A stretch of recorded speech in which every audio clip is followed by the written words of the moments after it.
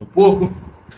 Vamos ver o que o Eterno tem para nos revelar nessa noite. Vamos orar. Pai, em nome de Jesus, nós estamos reunidos em Teu nome. Queremos agradecer a Ti por tudo que o Senhor tem feito, por aquilo que o Senhor está fazendo e por aquilo que o Senhor ainda vai fazer em nossas vidas. Obrigado por esse tempo precioso que o Senhor nos concede, que é ouvir a Tua voz, as Tuas instruções, receber a direção do Teu Espírito mediante a revelação da Tua palavra. Fala aos nossos corações, Pai, em nome de Cristo Jesus, que o Teu nome seja louvado, exaltado e agradecido para todo sempre. Amém. Zaniela, a irmã Silvia vai conseguir entrar?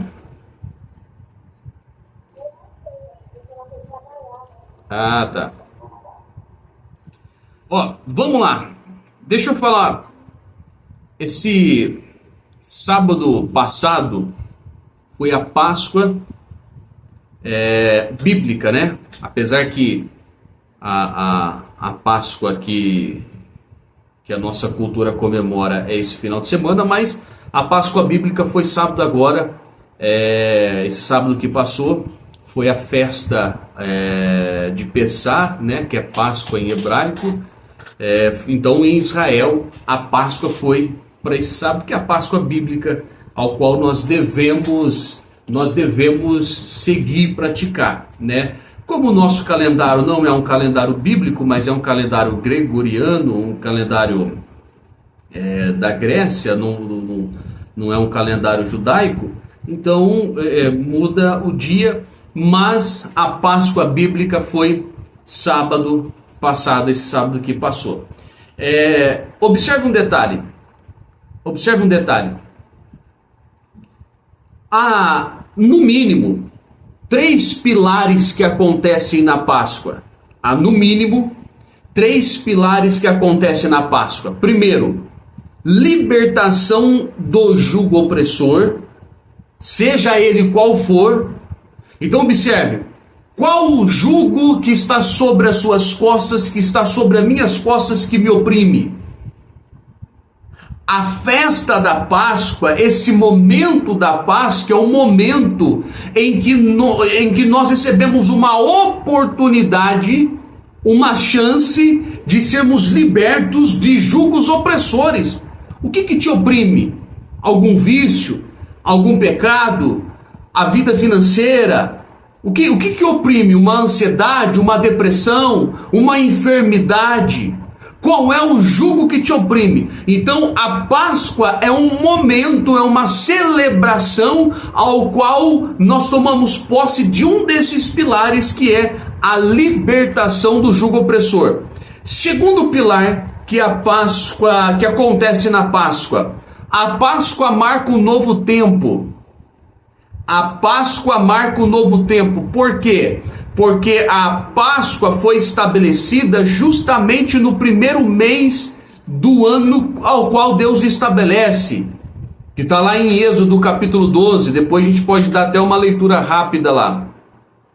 E o terceiro pilar é transferência de riqueza. Dentre esses 3 pilares que acontece na Páscoa, eu quero falar hoje só sobre o primeiro, que é libertação do jugo opressor, tá? Então observe, como ser liberto do jugo opressor?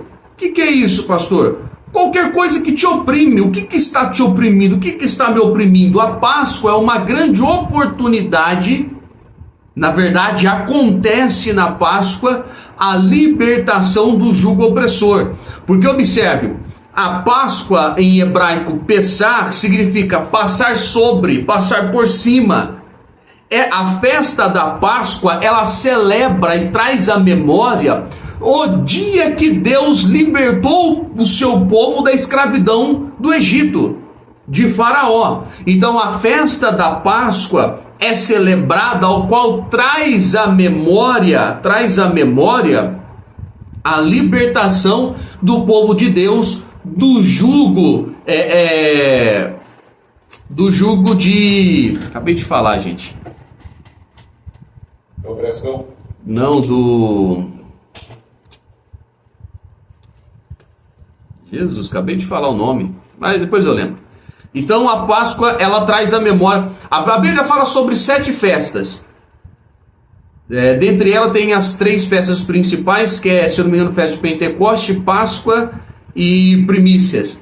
Essas 3 festas, perdão, dentre as 7, são as 3 principais, tá?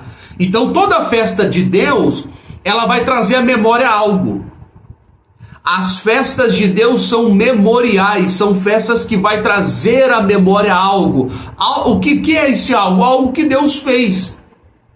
Então observe, um dos princípios, um dos códigos judaicos, um dos códigos de Deus que gera em nossa vida prosperidade, que gera nossa vida ser cheio do Espírito Santo, é você vir e mexe, celebrar uma festa ao qual você vai trazer à memória coisas que Deus fez ao teu respeito. Coisas que Deus fez por você, alguma coisa que Deus fez que te abençoou, que te ajudou, que te libertou, que te livrou. Então observe, um dos princípios judaicos que faz com que a pessoa prospere na vida é sempre trazer a memória, e trazer a memória em festa, festejando, trazendo a memória aquilo que Deus fez por você.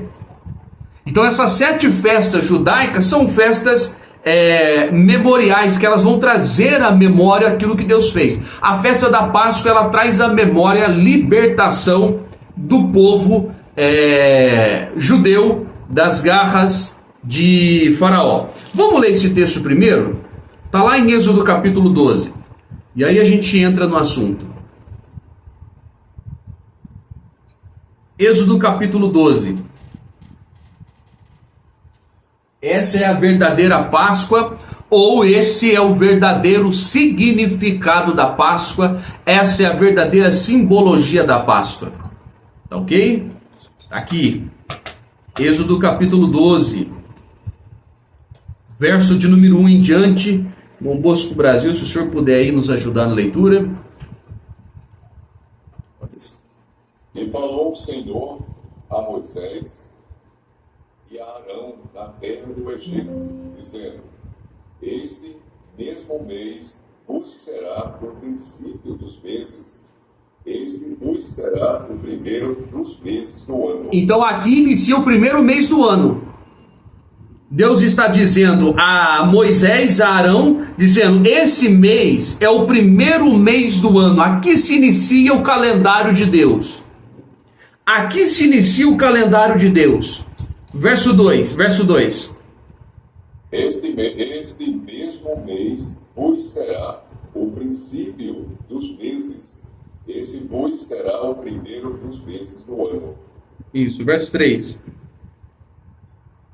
Falai a toda a congregação de Israel, dizendo: aos 10 destes mês, tome cada um para si um cordeiro, segundo as casas dos pais, um cordeiro para cada família. Então observe, no primeiro mês do ano, quando inicia-se o calendário de Deus, Deus estabelece que eles separassem um cordeiro por casa, que eles iriam sacrificar o cordeiro, eles iriam preparar o cordeiro com ervas amargas, para que eles comessem o cordeiro. Esse é o momento também que Deus está preparando o seu povo para que o povo fuja do Egito, para que o povo saia do Egito, porque aqui Deus está libertando. Então, quando Deus foi libertar o povo do Egito, iniciou-se o ano, o calendário judeu, o calendário judaico, o calendário de Deus, correto? Então observe,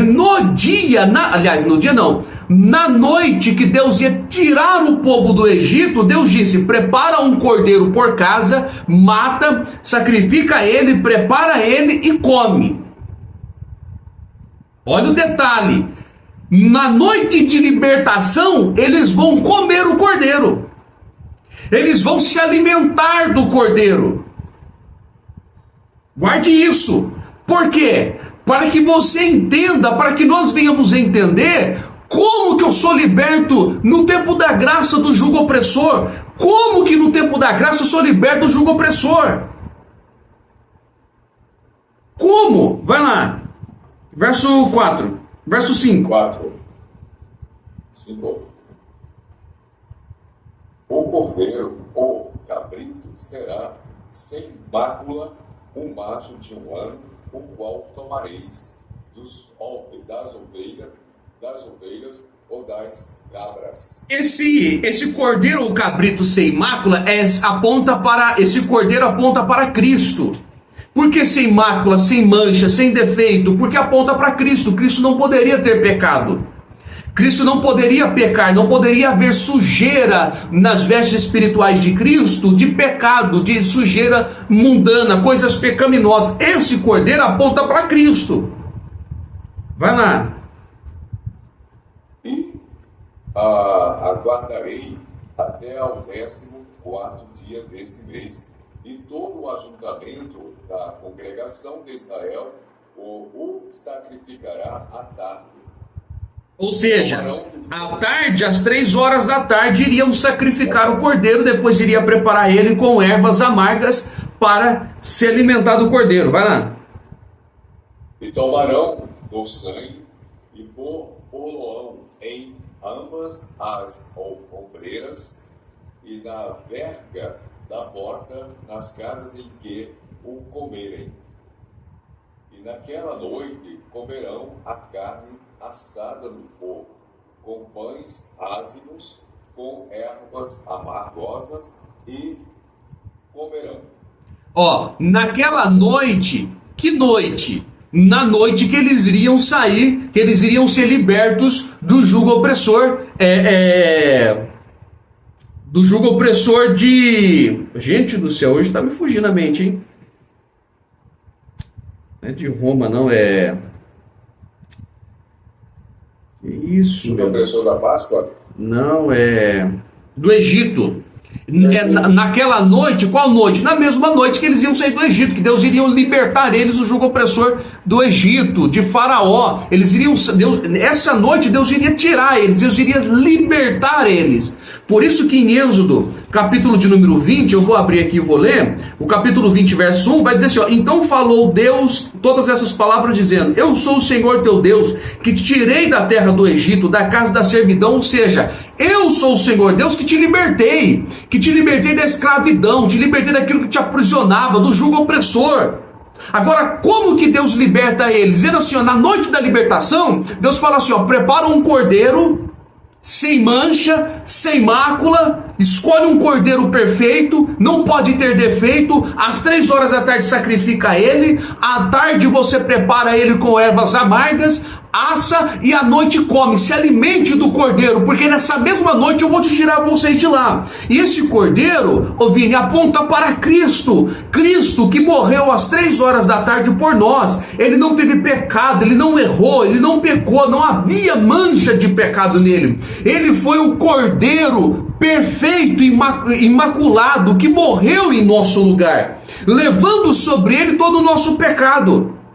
Por isso que João, quando vê Jesus chegando até ele, João vai dizer assim, eis aí o Cordeiro de Deus, que tira o pecado do mundo. Por quê? Porque Cristo é o Cordeiro do capítulo 12 de Êxodo, o Cordeiro que tira o pecado do mundo, o Cordeiro que nos liberta do jugo opressor. Por isso que quando João viu ele, João está dizendo assim, é como se João estivesse dizendo assim, esse Cordeiro é o Cordeiro do capítulo 12, e sobre ele há o poder de arrancar de nós todo o pecado opressor, toda a prisão que nos oprime, tudo aquilo que nos oprime, tudo aquilo que nos aprisiona, tudo aquilo que nos prende. Este é o Cordeiro que nos liberta de todo o jugo opressor.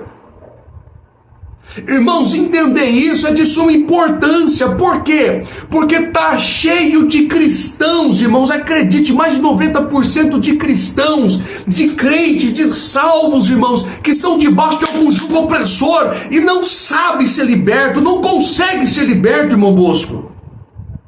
Amém. Mais de 90%, irmãos, de cristãos, de salvos que estão debaixo de algum jugo opressor. Esse jugo ficou oprimindo essa pessoa, não deixa a pessoa servir a Cristo, não deixa a pessoa buscar a Cristo, não deixa a pessoa fazer a vontade de Cristo, não deixa a pessoa cumprir o chamado de Cristo. Mas nessa noite, em nome de Cristo Jesus, nosso Salvador, em nome de Cristo Jesus, nosso Senhor, todo esse jugo que te oprime e e te prende, te amarra, te acorrenta e não te deixa você fazer a vontade de Deus, você viver para Deus, hoje cai por terra. Amém. Glória a Deus. Porque observe, a Páscoa, esse é um dos pilares que acontece na Páscoa. Esse é um dos pilares que acontece na Páscoa, libertação do jugo opressor. Viu, irmã Silvia? Esse é um dos pilares. Dos 3 pilares, não vamos falar só sobre o primeiro, porque não dá tempo de falar sobre os outros. Mas esse é um dos pilares, ser liberto do jugo opressor. Por isso que João, quando viu Jesus chegando até ele disse, eis aí o Cordeiro. Abre lá, irmão Bosco, João capítulo 1, verso 29. Segura Êxodo aí que nós já volta para Êxodo. Glória a Deus por isso. E aí, irmãos, tá cheio de cristãos que não conseguem ter uma vida com Cristo, não conseguem viver para Cristo, não conseguem. Por quê? Porque não tem esse conhecimento, essa revelação, mas em nome de Cristo Jesus. Hoje todas as escamas dos meus olhos, dos teus olhos cairão por terra. E tudo aquilo que nos aprisiona e que nos oprime, irmão, em nome de Cristo Jesus, alabaia séria, em nome de Cristo Jesus, tudo que nos oprime, todo esse jugo pesado sobre nossas costas vai cair por terra, porque Jesus ele veio e ele disse, tomai sobre vós o meu jugo que é leve e suave, dá o seu para mim. Na verdade ele já levou o nosso jugo pesado, né? Pode ler, irmão Bosco. João 1, 29. Isso. No dia seguinte, João viu a Jesus que vinha para ele e disse, eis o Cordeiro de Deus que tira o pecado do mundo. É esse. Este é aquele. É esse, irmão Bosco. É esse Cordeiro que tira.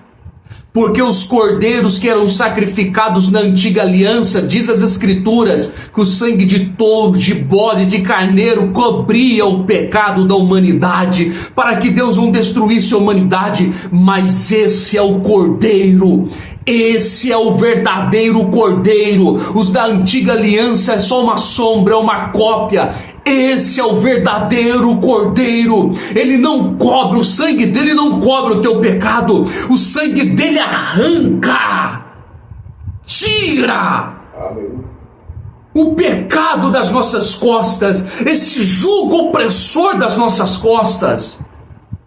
Oh, aleluia. É só falar dele que ele vem com graça, ele se faz presente, ele se manifesta.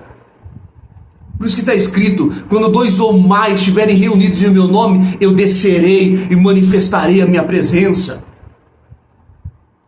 João diz, eis o Cordeiro de Deus, o sangue desse não vai cobrir, o sangue deles tira, o sangue desse arranca o pecado de nós. É Cristo. Esse Cordeiro do capítulo 12 de Êxodo aponta para Cristo, que foi sacrificado, que foi morto para nos libertar. Agora olha o detalhe, na noite da libertação eles tinham que comer, se alimentar do cordeiro. Eles tinham que se alimentar do cordeiro. O que isso aponta? Isso aponta, alimentar do cordeiro, isso aponta para o que João capítulo 8, verso 32 diz. Abre lá, irmão Bosco, capítulo 8, João capítulo 8, verso 32. Se alimentar do cordeiro está relacionado a isso.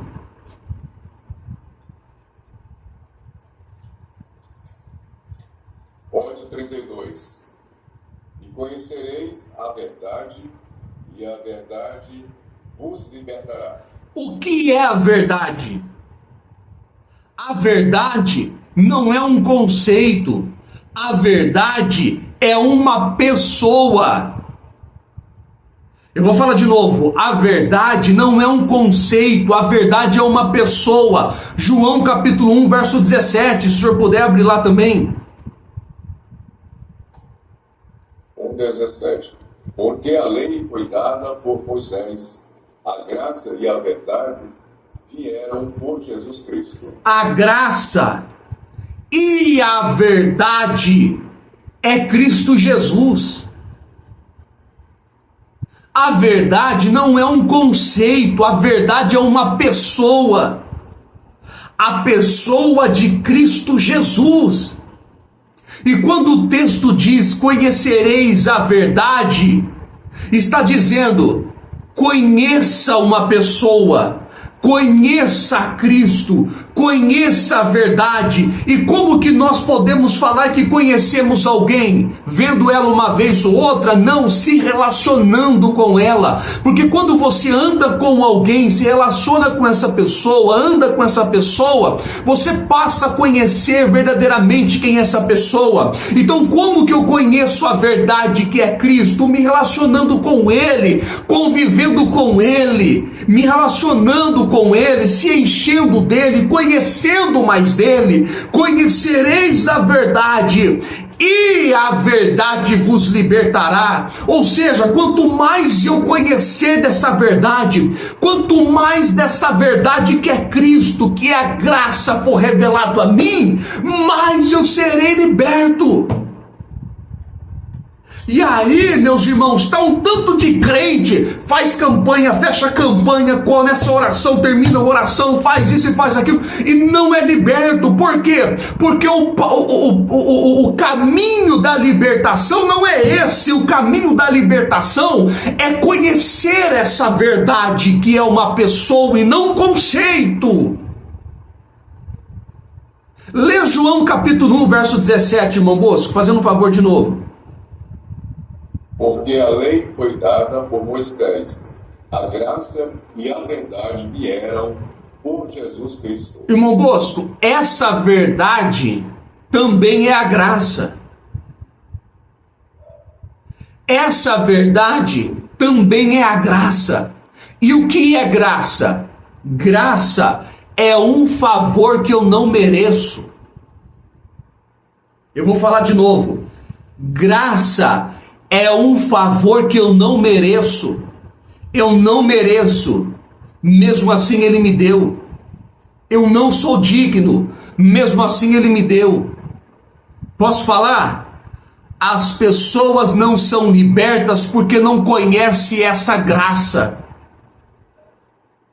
Porque uma vez que essa graça me é revelado, impossível, irmão, que eu não seja liberto. Pergunte por quê, irmão Bosco, fazendo um favor.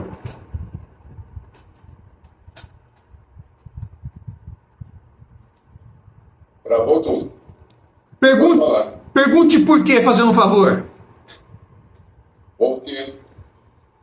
Porque a graça, quando me é revelado, me constrange.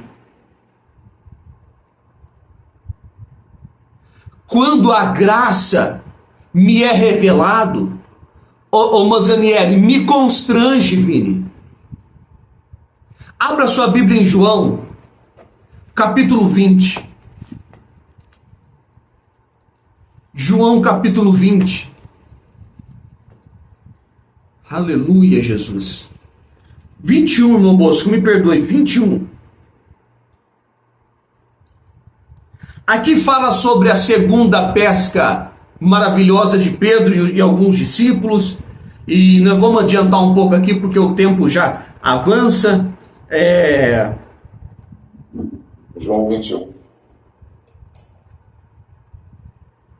Bom, lê desde o verso 1, irmão Bosco. Capítulo 21, verso 1. Acompanhe a leitura. Depois disto, manifestou-se Jesus outra vez aos discípulos, junto do mar de Tiberíades.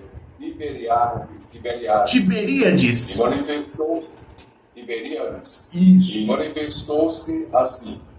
Estavam juntos Simão Pedro e Tomé, chamado Dídimo e Natanael, que era de Caná da Galileia, os filhos de Zebedeu e outros dois dos seus discípulos. Disse-lhes Simão Pedro: vou pescar. Dizem-lhe eles: também nós vamos contigo.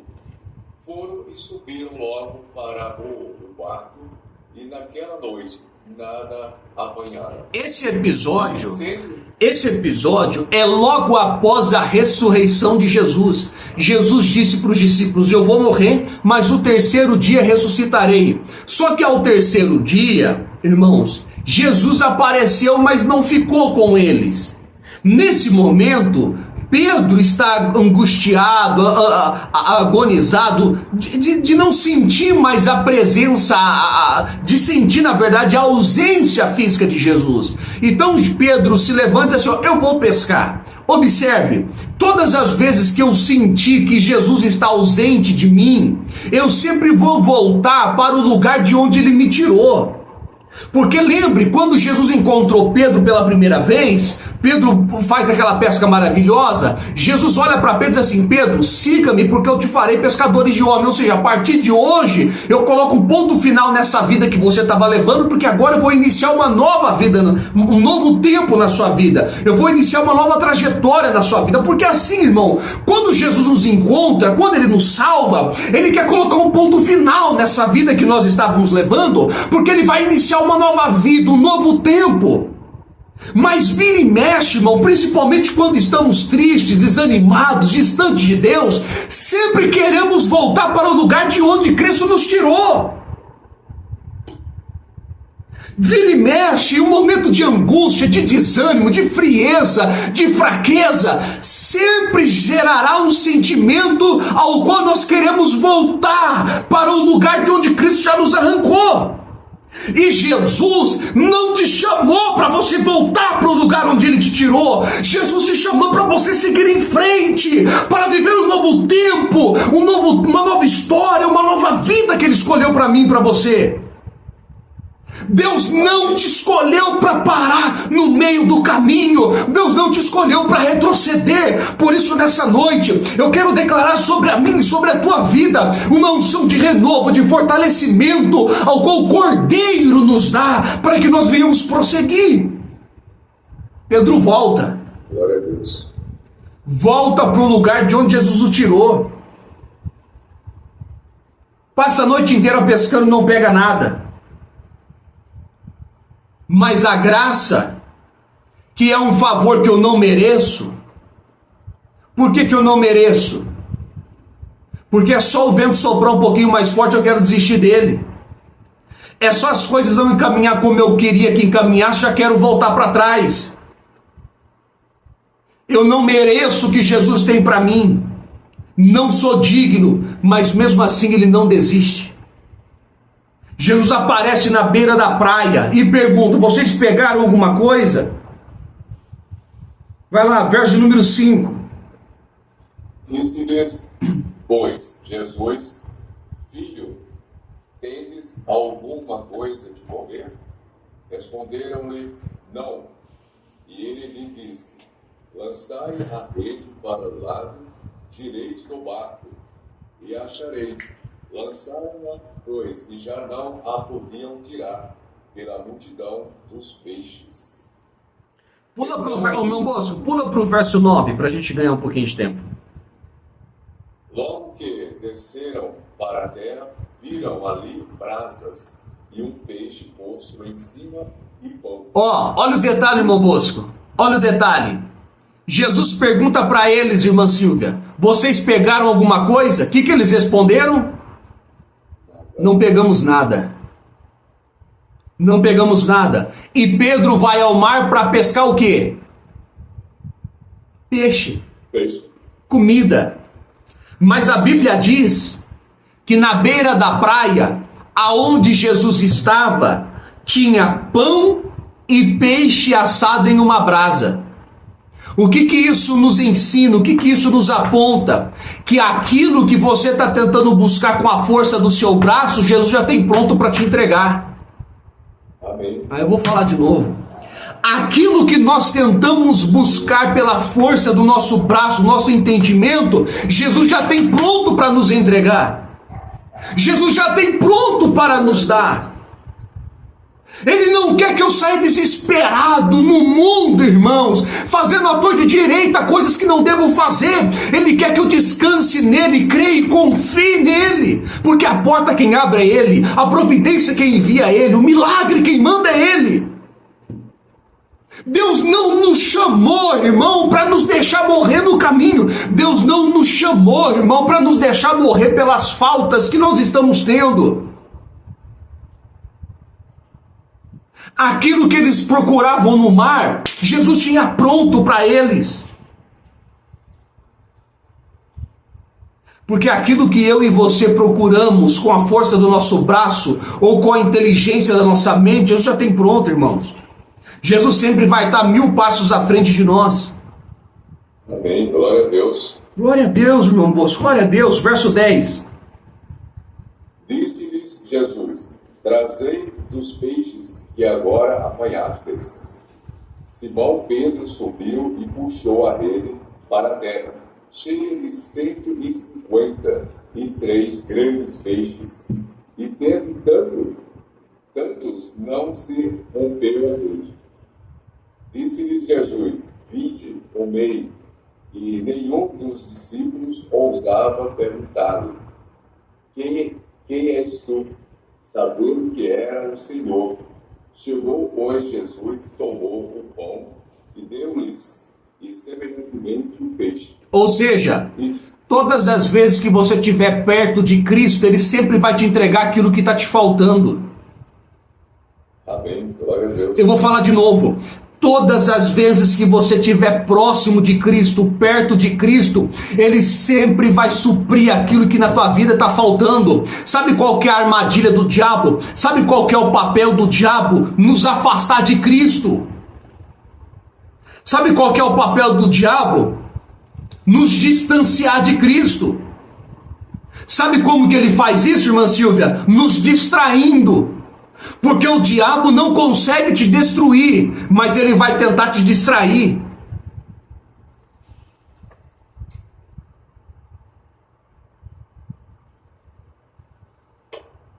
Pedro, quando olhou Jesus andando sobre as águas, Pedro disse: Senhor, se é o Senhor mesmo, manda-me que eu vá andando sobre as águas. Jesus, então vem. Ele começa a andar sobre as águas. Ao redor de Pedro, a tempestade continua.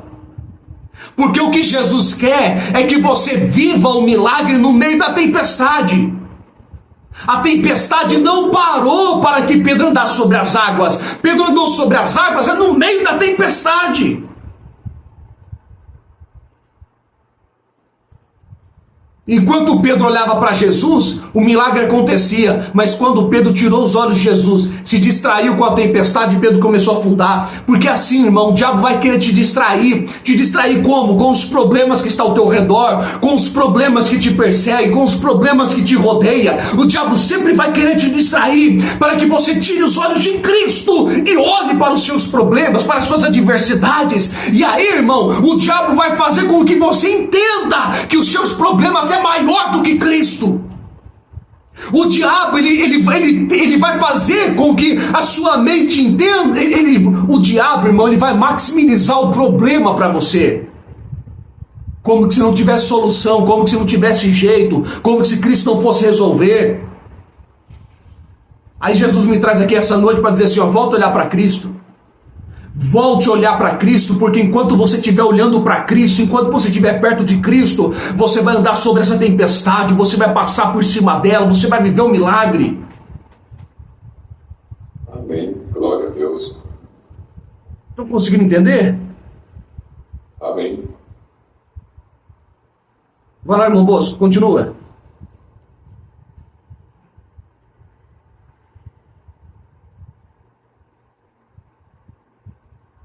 Pode continuar a leitura. Eu estava... Agora 13, né? Isso. Chegou, pois, Jesus e tomou o pão e deu-lhes semelhantemente o peixe. E já era a terceira vez que Jesus se manifestava aos seus discípulos, depois de ter ressuscitado dentre os mortos. E depois de ter jantado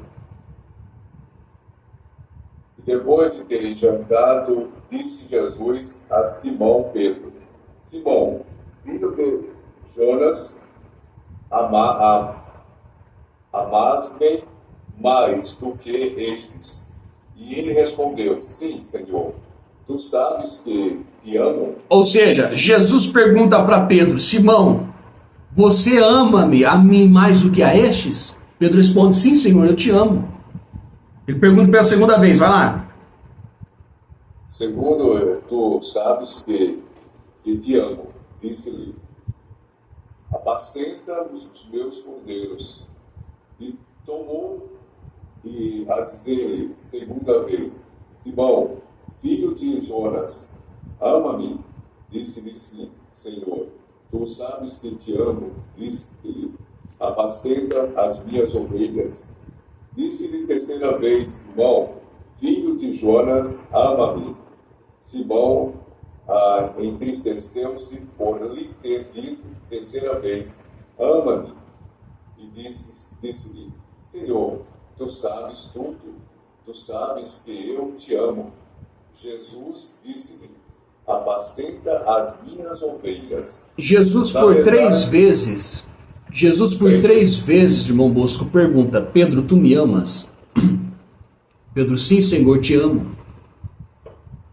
Mas na verdade a mensagem que Pedro está tentando enviar para Jesus é essa: Senhor, é impossível que eu não te ame. Como que eu não vou te amar? Com tanta demonstração de amor que o Senhor está tendo por mim. Eu te neguei 3 vezes. Eu te abandonei no momento que o Senhor mais precisava de mim. Eu voltei a fazer aquilo que o Senhor me tirou. E mesmo assim o Senhor vem me resgatar. E mesmo assim o Senhor vem me buscar. Como que eu não vou te amar? Essa graça, quando é revelado a mim, me constrange. Esse amor, quando é revelado a mim, me constrange. Por isso que Paulo vai dizer: o amor de Deus nos constrange. Me constrange ao ponto de eu ser grato a Ele, parando de pecar.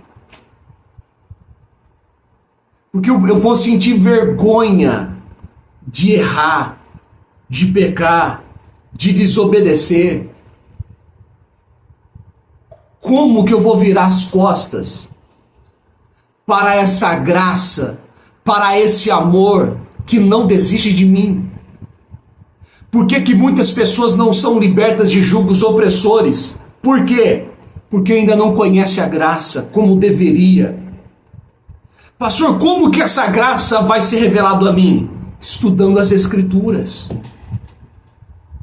E é por isso que a maior ferramenta do diabo contra nossas vidas é nos afastar do conhecimento. Porque está escrito: o meu povo é destruído por falta de conhecimento. A falta de conhecimento das Escrituras gera destruição na minha vida. Perturbação, julgos opressores. Vocês estão conseguindo entender? Amém. O amor de Deus, que é Cristo, me constrange. Como que ele me constrange? Quando eu conheço qual foi esse amor. Quando eu conheço como que esse amor me salvou, me resgatou. Conhecereis a verdade, se relacione com a verdade, conheça ela. Devemos deixar com que essa verdade seja revelada a nós, porque cada vez que essa verdade é revelada a nós, essa verdade, esse amor, essa graça vai nos constranger.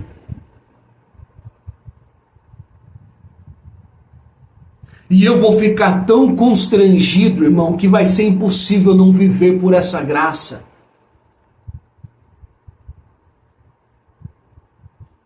Esse é o caminho da libertação e não tem outro, acredite nisso. Pode fazer campanha, pode orar, Pastor, jejum é um tipo de libertação, e tipo de libertação forte que nós podemos falar numa outra hora. Mas eu só conheço essa libertação do jejum primeiro quando eu conheço a verdade. Irmãos, a libertação de várias coisas, maldição hereditária, entre N coisas. Mas o caminho que leva a essas libertações é um só: conhecer a verdade. Porque quando eu conheço a verdade, quando eu examino as escrituras e a verdade é revelada a mim, a verdade vai iluminando o meu caminho, vai me mostrando qual é o jugo que me oprime e como que eu serei liberto desse jugo. Aqui está a receita para sermos libertos, irmãos. E qual que é o papel do diabo? Nos afastar do conhecimento, nos afastar das escrituras. Ele não quer que você conheça Cristo, porque quanto mais esse amor for te revelado, ele vai te constranger. E pessoas que é constrangido, irmãos. Abra sua Bíblia, irmão Bosco, 2 Coríntios, capítulo 5, verso 14.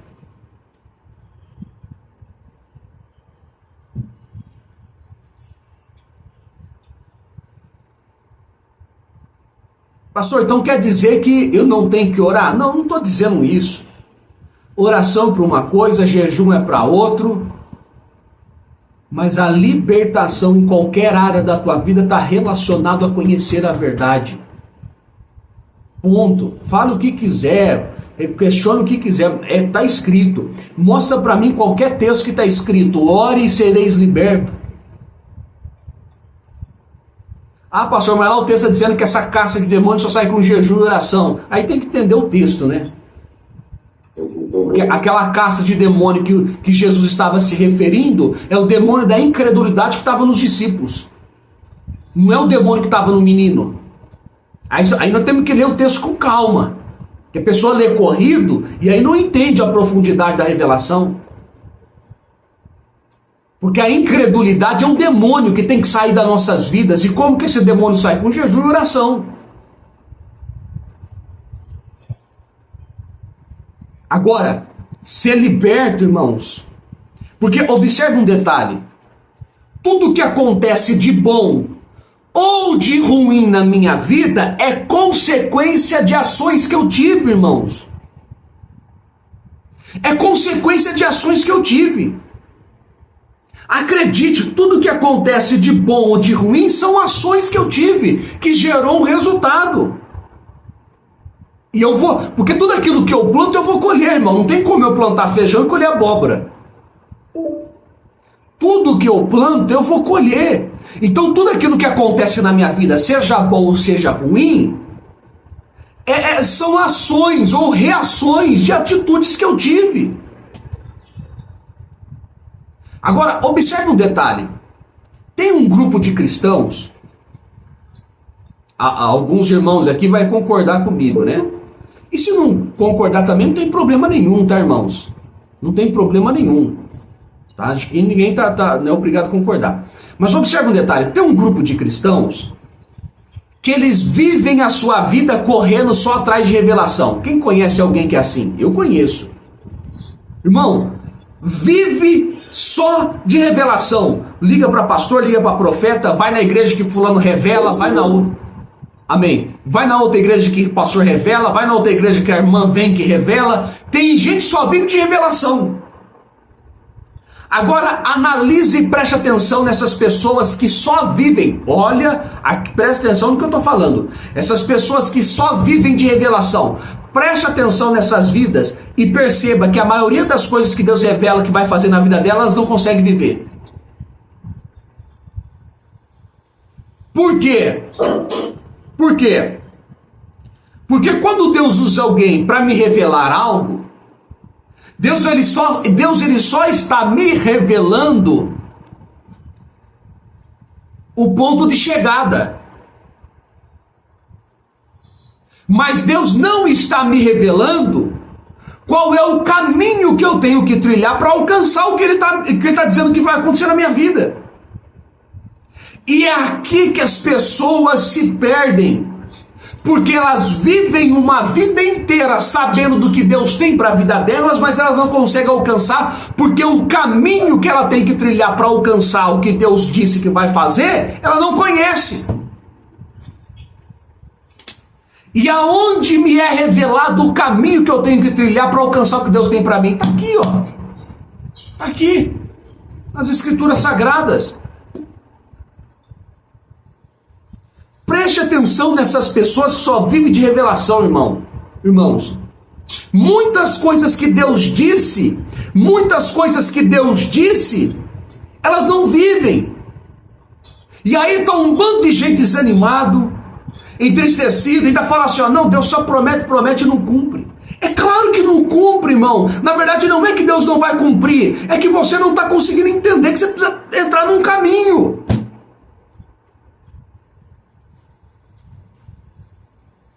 E o caminho é Cristo.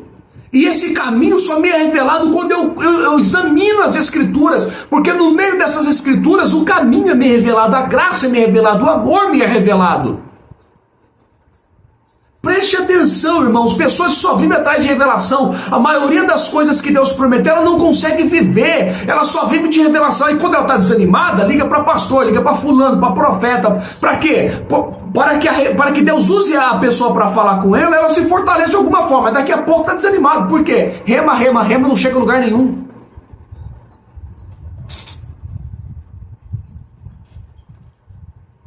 Vocês estão conseguindo me entender? Põe amor nas minhas palavras.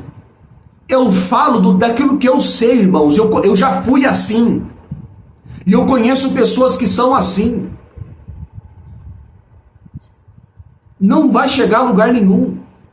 Dificilmente vai chegar. Ah, pastor, mas fulano, Deus prometeu, só vive de revelação, não conhece as Escrituras, alcançou. Põe amor nas minhas palavras e preste atenção. Eu disse a maioria das coisas. Não disse tudo.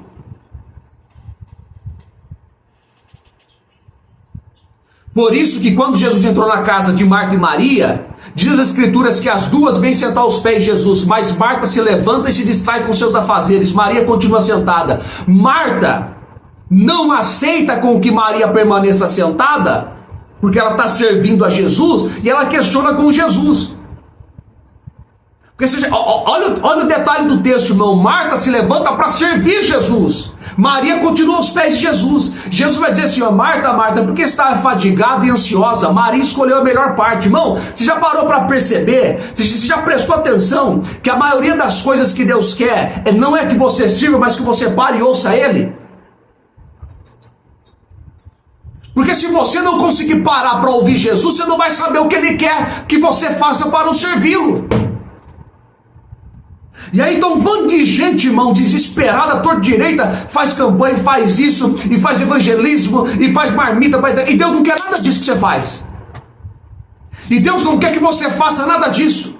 Porque antes de eu me levantar para servir Jesus, eu preciso primeiro saber o que Ele quer que eu faça. Como que Ele quer que eu o sirva? Ah, pelo amor de Deus, em uma aula dessa aqui, irmão, você está de brincadeira. Você está de brincadeira. Tá pegando, Vini? E aí, tem gente que não para ouvir Jesus, sai fazendo um monte de coisa que Jesus não mandou fazer, irmãos. Maria se distraiu para servir Jesus. Não era hora de servir, era hora de sentar para ouvir o que Jesus tinha para falar. Jesus vai dizer assim, ó, Maria escolheu a melhor parte. Dela não vou tirar isso, porque a melhor coisa que você pode fazer na sua vida não é sentar para ouvir o que Jesus tem para falar. Você pode ter ganhado hoje 500 milhões de reais, mas a melhor coisa na sua vida que aconteceu hoje é esse momento, onde você se assenta para ouvir o que Deus tem para falar. A melhor coisa na sua vida que aconteceu, irmão, você pode ter sido curado do câncer, você pode receber milhões na sua conta. A melhor coisa na sua vida que possa ter acontecido hoje é esse momento. Amém, glória a Deus. Glória a Deus mesmo, meu irmão. Glória a Deus, aleluia. Então é isso. As Escrituras me revelam o caminho. E aí, gente que não gosta de estudar as escrituras. Outra coisa também, preste atenção, todo mundo, 99% das pessoas que não estudam as escrituras é tudo imaturo. Tem uma parte, preste atenção em pessoas que não estudam as escrituras. A pessoa pode até orar muito, jejuar muito, pode ser uma bênção, mas se ela não estudar as escrituras, preste atenção, alguma coisa de maturidade ela vai ter na vida. E eu conheço, irmão, todo mundo que eu conheço que vive só de jejum e oração e não estuda as escrituras é imaturo em uma área da vida. Não estou falando que não é uma bênção. É uma bênção. Deus fala, Deus responde oração. Amém, glória a Deus. Mas em alguma área da sua vida é imaturo. Tem áreas da vida da pessoa que parece uma criança agindo. Parece uma criança falando. Sabe, coisas que pessoa que tem 40, 50, 60 anos já era para ter amadurecido, não amadureceu. Pessoas que não estudam as escrituras, é assim, por quê? Porque as escrituras, ela me amadurece. Está escrito, irmãos. A transformação da alma vem pelo conhecer da palavra. Está lá em Tiago, capítulo 1, capítulo 2, se não me recordo. Pastor, como que eu sou liberto? Conhecendo a verdade, se relacionando com a verdade, com a graça. E a graça vai arrancar de você esse jugo opressor que está te oprimindo, que não está te deixando servir a Cristo, viver as promessas de Cristo. Aleluia. Eu quero orar pela tua vida nesses minutos que resta, pela nossa vida, né? Porque eu também preciso disso. Tem 7 minutos, eu quero orar pela sua vida. Quero orar pela minha vida. E orem também pela minha vida quando vocês forem orar. Orem pela minha vida. Pai, em nome de Cristo Jesus, a Páscoa aconteceu nesse sábado que se passou. Mas ainda estamos debaixo dessa revelação, debaixo dessa palavra. Revele a nós cada dia mais e mais a tua verdade, essa graça, esse amor que tem o poder de nos constranger, Pai.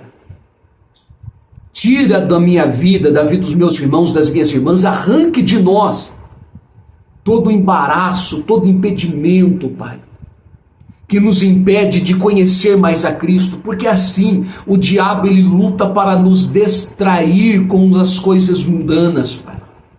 Com as coisas desse. O diabo ele luta para nos distrair, Senhor. Mas em nome de Cristo Jesus, que toda distração na minha vida, na vida dos meus irmãos, das minhas irmãs, cai por terra agora. Que a luz de Cristo seja revelada a nós dia após dia. E que nós venhamos ser libertos desse maldito jugo que nos oprime. E nos oprime tanto que não nos deixa viver a tua vontade, não nos deixa te servir, não nos deixa fazer a tua obra, Senhor, em nome de Cristo Jesus. Fala conosco nessa noite. Nos livra desse jugo opressor nessa noite. Em nome de Cristo Jesus, nosso Senhor e nosso Salvador. Amém. Amém. Alguém tem alguma dúvida? Tudo tranquilo? Tudo na paz de Cristo? Irmãos, acredite, não tem outro caminho de ser liberto de jugos opressores. Não tem. Pode falar o que for. Eu fico com as Escrituras. Eu fico com aquilo que as Escrituras me revelam. Amém? Espero vocês amanhã então, tá? Não faltem não. Se possível, cheguem uns 5 minutinhos mais cedo, porque nós temos agora um tempo limite, tá? É só 1 hora, e como eu mando o link 10 minutos antes, então a gente já perde 10 minutos de aula. Se possível, às vezes vocês estão ocupados, alguma coisa assim, não tem problema não. Tá bom? Deus abençoe a vida de vocês, que o Eterno continue falando ao coração de vocês, e amanhã nós continuaremos o nosso estudo, se assim o Senhor permitir, Atos dos Apóstolos. Fiquem com Deus. Tchau, tchau. Amém. Pai do Senhor a todos. Pai do Senhor a todos. Um abraço.